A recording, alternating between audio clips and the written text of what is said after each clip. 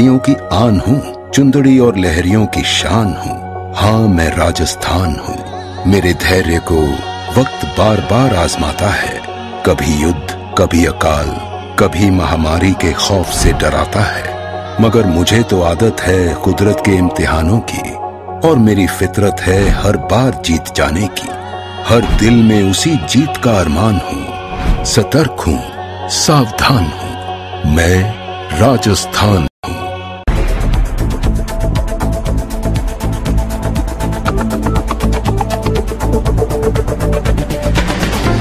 नमस्कार, आप देख रहे हैं स्टेट न्यूज बुलेटिन और मैं हूं आपके साथ शिवांगी पारिक। तो चलिए खबरों पर जाने से पहले नजर डाल लेते हैं बुलेटिन से जुड़ी अहम सुर्खियों पर।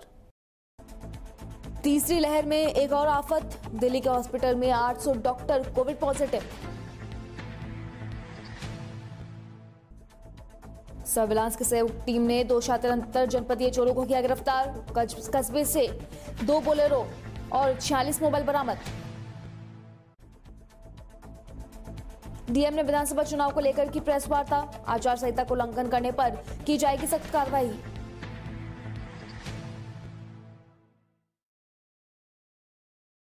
अब खबरें विस्तार से।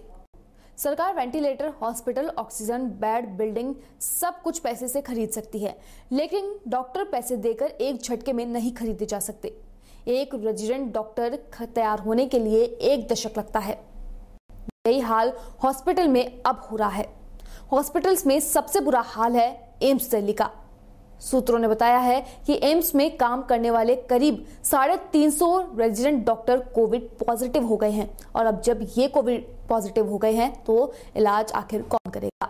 ये संख्या सिर्फ कोविड पॉजिटिव रेजिडेंट डॉक्टर की ही है।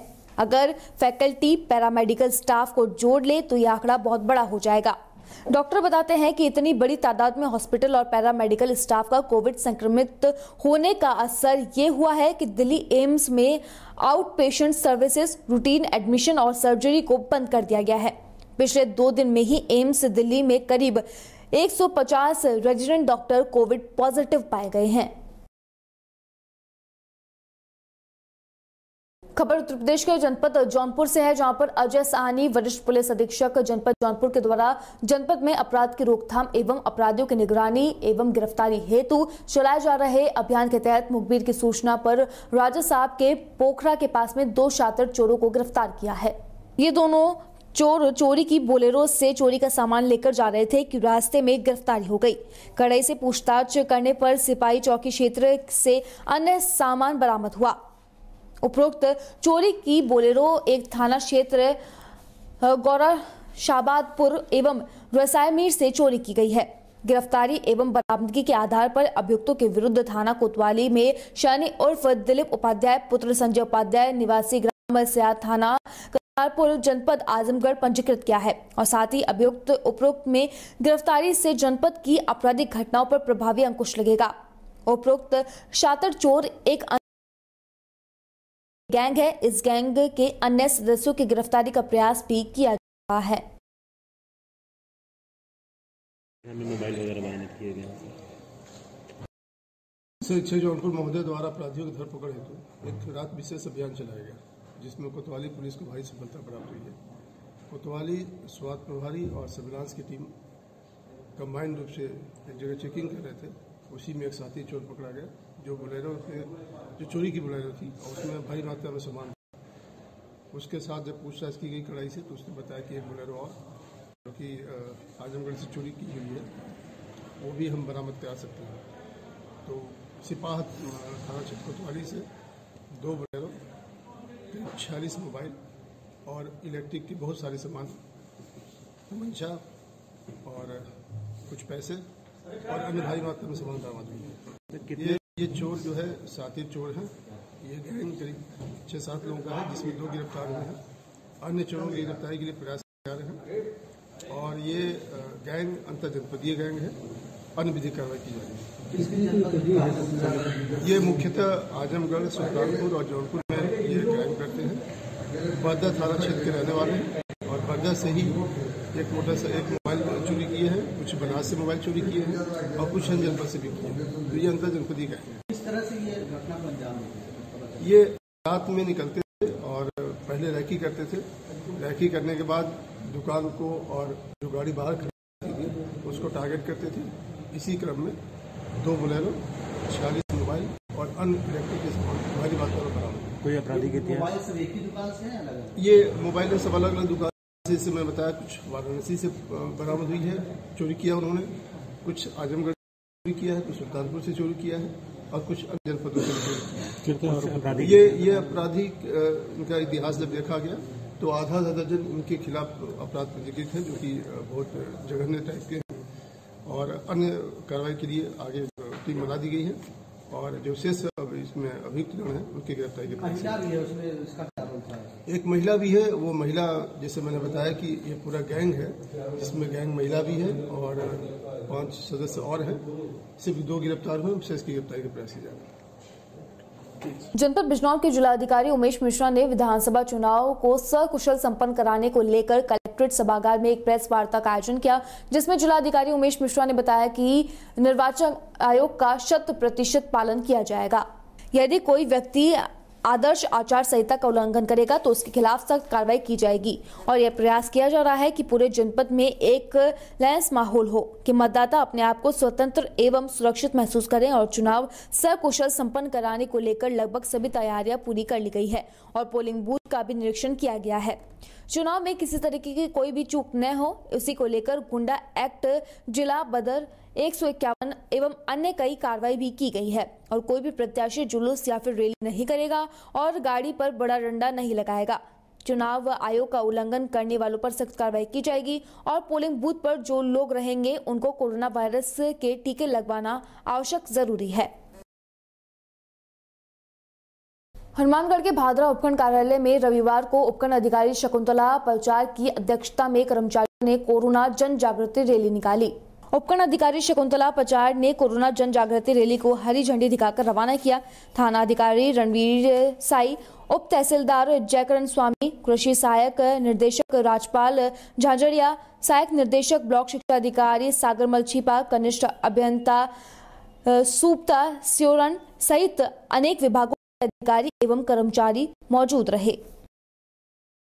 12 के चिपबड़ौद में सामुदायिक स्वास्थ्य केंद्र पर कार्यरत कोविड स्वास्थ्य सहयोगियों ने CHA को संविदा कैडर से शामिल करने के साथ ही मानदेय 26,500 रुपए करने की मांग को लेकर कार्यरत सभी स्वास्थ्य सहयोगियों को काली पट्टी बांधकर सरकार के खिलाफ विरोध प्रदर्शन किया।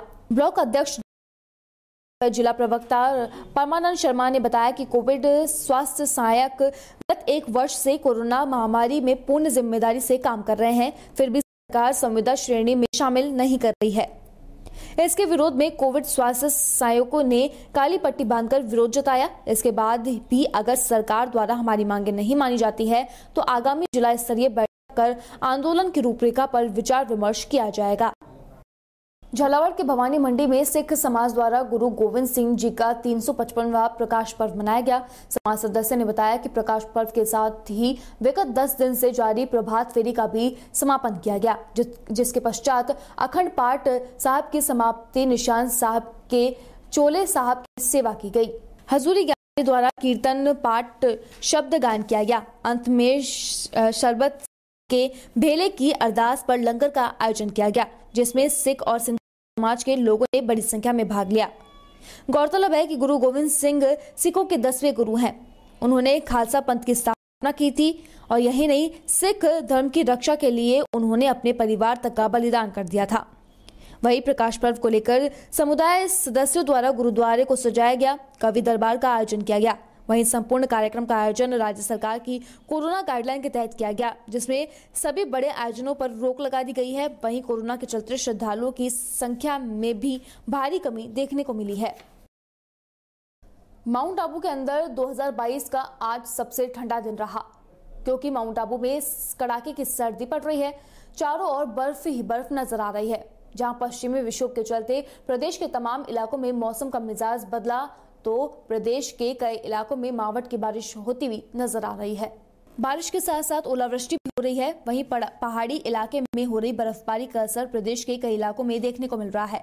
उत्तर की तरफ से आ रही सर्द हवाओं की वजह से प्रदेश के कई इलाकों में तापमान में आज गिरावट नजर आ रही है। बात करें माउंट आबू की, तो माउंट आबू में आज न्यूनतम तापमान -2 डिग्री है, जिसकी वजह से चारों तरफ ओस की बूंदें बर्फ में तब्दील होती हुई नजर आ रही है और कारों की छतों एवं मैदानी इलाकों में भी बर्फ की मोटी परत देखने को मिल रही है। कड़ाके की सर्दी के बीच पर्यटक इस सर्दी का आनंद लेते हुए नजर आ रहे हैं। वहीं कड़ाके की सर्दी की वजह से सामान्य जनजीवन प्रभावित होता हुआ भी नजर आ रहा है। लोग सुबह के समय अलाव जलाकर सर्दी से बचने का जतन करते हुए भी दिख रहे हैं। कैसे एंजॉय कर रहे हैं आप इस सर्दी?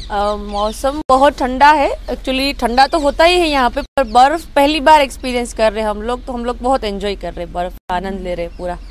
कैसे दिनचर्या कैसी है? ठंड से बचने के लिए क्या कर रहे हैं आप?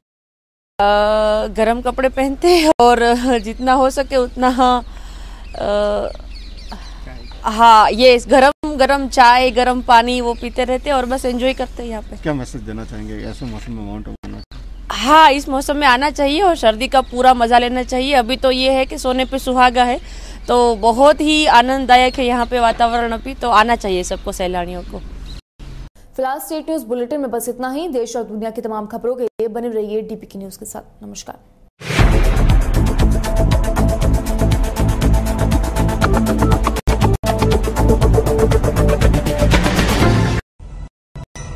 बिना रुके